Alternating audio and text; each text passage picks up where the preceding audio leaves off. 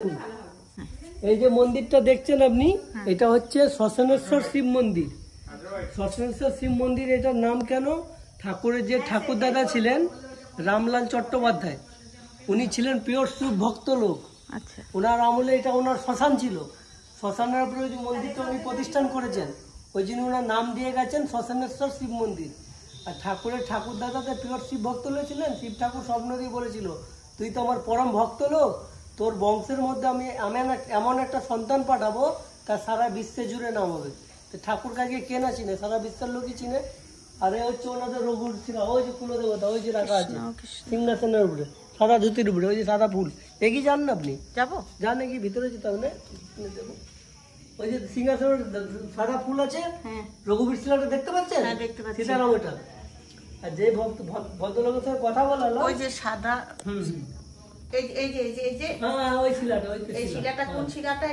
রঘুবীর সীতারাম, ওটা রঘুবীর শিলা কুলদেবতা। ঠাকুর যে ভাঙা মন্দিরটা দেখা যায় ও তারপরে এখানে নিয়ে এখানে নিত্য পুজো হয়। আচ্ছা, এই রঘুবীর শিলাটাই কুড়িয়ে পেয়েছিলেন না ঠাকুরের পিতা? হ্যাঁ, এটা যখন কুড়িয়ে পেয়েছিলেন এখানে নিত্য পুজো করতেন। যখন গ্রাম ছেড়ে চলে যান মাথায় করে নিয়ে যাচ্ছিলেন, এই রঘুবীর শিলাটা মাঠের মাঝখানে গড়িয়ে পড়ে যায়, খুঁজে পান না। তখন তো জমিদার অত্যাচারে রাতারাতি চলে যাচ্ছিলেন, তারা ওর উপরে খুঁজে পান না। এই রঘুবীর শিলারা স্বপ্ন দেয়, এরা যার সঙ্গে কথা বললেন, ওনারা নিয়ে এসে এখানে প্রতিষ্ঠান করছে, নিত্য পুজো এখানে হয়। এখানে নিত্য পুজো হয়। আর যার সঙ্গে কথা বললেন উনি হচ্ছেন ঠাকুরের ঠাকুর দাদারা ছিলেন দু ভাই। এক ভাই ছিলেন রামলাল চট্টোপাধ্যায় আর এক ভাই ছিলেন দাতারাম চট্টোপাধ্যায়। যার সঙ্গে কথা বললেন ওনারা হচ্ছেন দাতারাম চট্টোপাধ্যায় বংশধররা। ঠাকুররা হচ্ছেন রামলাল চট্টোপাধ্যায় বংশধর। ঠিক বলছি তো? আমার দাদু শ্বশুরের মানে বাবার নাম। ভুল কিছু বলেনি তো? তা আপনারা এখানে নিত্য পুজো করেন? ওনার বংশধর তো। হ্যাঁ, আপনারাই করেন।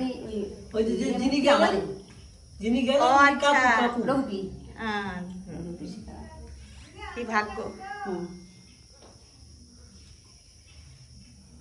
আর ওই যে মূর্তিটা দেখা যাচ্ছে যে, ওই এই যে মূর্তিটা, এটা শিব মন্দির? না না না, এই যে এটা এমনি মাটি রাখা হয়েছে। আচ্ছা,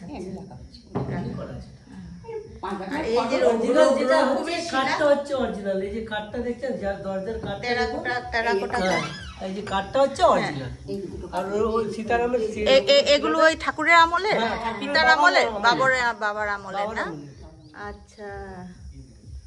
আর মন্দিরটা পরে হয়েছে, তো মাটি ছিল। পরে হয়েছে, ওই জন্য দরজাটা এখান থেকে এটা বাড়ানো হয়েছে আর কি। আচ্ছা, এতখানা মাটির দরজা, মাটির। আচ্ছা আচ্ছা। আর রঘুবীর শিলাটা হচ্ছে ওই যে না, কুড়ি পেয়েছিল যে।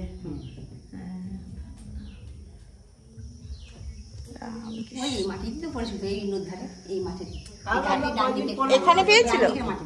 ও, মানে আমার শাশুড়িদের আমরা খুব শোনা আর কি। হ্যাঁ হ্যাঁ, শুনে শুনে আসছে। আমরা তো শুনে বলছি, আমরা কি চোখে দেখেছি? হ্যাঁ সেটাই।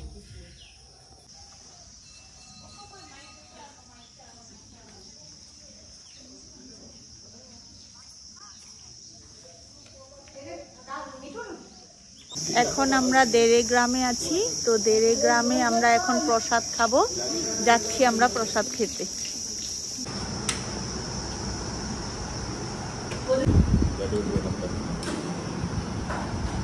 এখন প্রসাদ পাচ্ছি আমরা, এই যে প্রসাদ দিয়েছে দেড়ে গ্রামে আমরা এই যে প্রসাদ পাবো।